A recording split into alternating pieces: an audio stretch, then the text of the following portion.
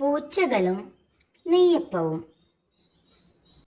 ഒരു വീട്ടിൽ ചോട്ടുവെന്നും മോട്ടുവെന്നും പേരുള്ള രണ്ട് പൂച്ചകളുണ്ടായിരുന്നു. ഒരു ദിവസം അവർക്ക് ഒരു നെയ്യപ്പം കിട്ടി. അപ്പം പങ്കിടുന്നതിനെ ചൊല്ലി അവർ തമ്മിൽ വഴക്കായി. ഈ അപ്പം മുക്കാൽ ഭാഗവും എനിക്ക് വേണം. ഞാനാണ് ആദ്യം കണ്ടത്. പക്ഷെ ഓടിച്ചെന്നെടുത്തത് ഞാനല്ലേ. അപ്പൊ കൂടുതൽ എനിക്ക് വേണം. ഇവരുടെ തർക്കമെല്ലാം കണ്ടുകൊണ്ട് മരക്കൊമ്പിൽ ഒരു കുരങ്ങച്ചൻ ഇരിക്കുന്നുണ്ടായിരുന്നു.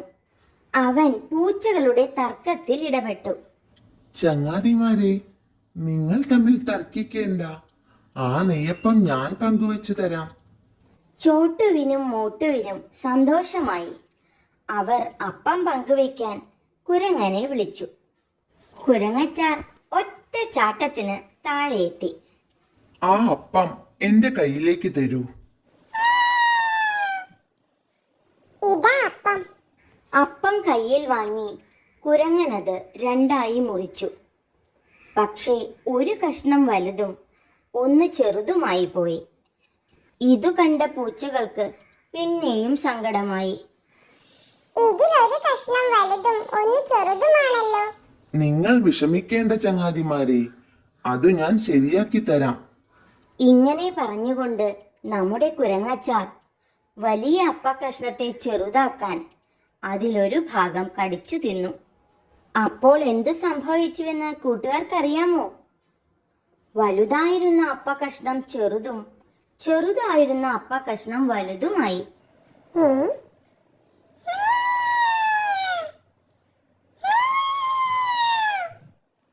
ഇപ്പോൾ ചെറുതായിരുന്ന കഷ്ണം വലുതായല്ലോ. അങ്ങനെ അപ്പക്കഷ്ണങ്ങളുടെ വലുപ്പം ശരിയാക്കാൻ മാറി മാറി കടിച്ച് കടിച്ച് അപ്പം മുഴുവൻ കുരങ്ങച്ചന്റെ വയറ്റിലായി. കുരങ്ങച്ചൻ ഒരു കള്ളച്ചിരിയോടെ പറഞ്ഞു, അപ്പം തീർന്നു പോയല്ലോ. ഇനി ഞാൻ പോട്ടെ, ടാറ്റാ. അപ്പോഴാണ് ചോട്ടുവിനും മോട്ടുവിനും അവരുടെ വിഡ്ഢിത്തം മനസ്സിലായത്. കഷ്ടം. നമ്മുടെ തർക്കം നമ്മൾ തന്നെ പരിഹരിക്കേണ്ടതായിരുന്നു. അതെ അതെ, നാം തമ്മിൽ തർക്കിക്കരുതായിരുന്നു. പിന്നീടൊരിക്കലും ചോട്ടുവും മോട്ടുവും തങ്ങൾക്കു കിട്ടുന്ന ഭക്ഷണ സാധനങ്ങൾക്ക് വേണ്ടി തർക്കിച്ചിട്ടില്ല. എന്ത് കിട്ടിയാലും പങ്കിട്ട് കഴിച്ച് അവർ സന്തോഷത്തോടെ കഴിഞ്ഞു.